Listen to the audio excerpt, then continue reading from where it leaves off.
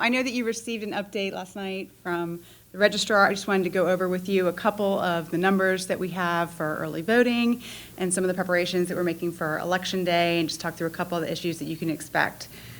As of this morning, 106,000 Chesterfield County residents have already voted early. That includes both in person and those who have returned their absentee ballots. We have about 74,000 who have voted in person, 32,000 who have returned their absentee ballots.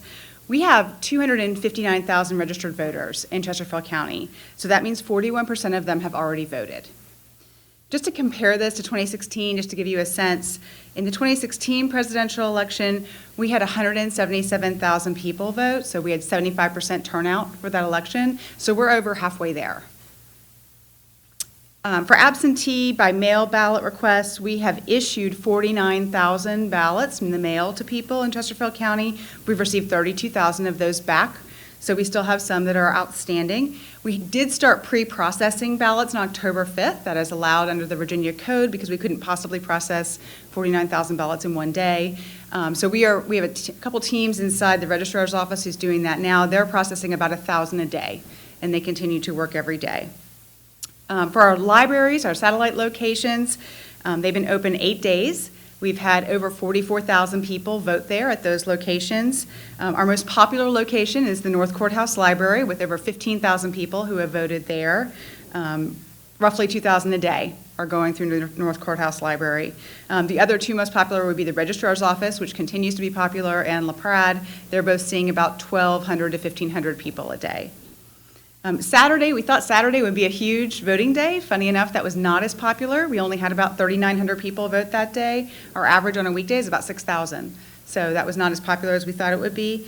And we do plan to have these available next year for the gubernatorial election, definitely in November. One of the things that we can do that'll be interesting is after the election is over, we can take a look at these locations, see where our voters are coming from and where they're choosing to vote.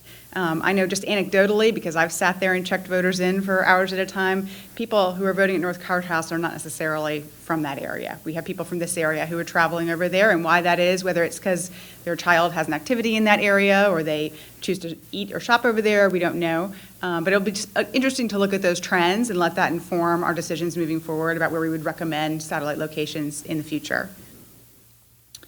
On Election Day on November 3rd, all 80 of our precincts will be open, 6 a.m. to 7 p.m. like a normal election day. We're going to continue processing absentee ballots on that day. And just to give you a little preview of what election night is going to look like, we've been ordered by the state, every locality has been ordered by the state to continue processing absentee ballots until 11 p.m. on Election Day. So that means when you're seeing results come in, you're going to see your typical 8 o'clock, 9 o'clock p.m., the polls have closed, results start coming in, you're still going to have that central absentee precinct that will not come in till later. That's going to be maybe midnight or later.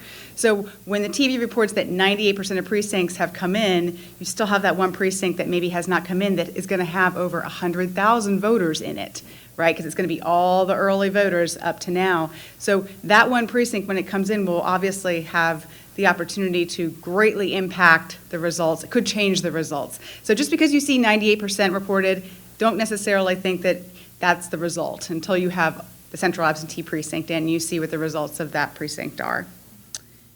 We're also going to continue processing absentee ballots after Election Day as required by state law now. So any ballot that's received up until the Friday after the election at noon that was postmarked Election Day, we need to continue to count that, and then we will certify our election results once those have been counted.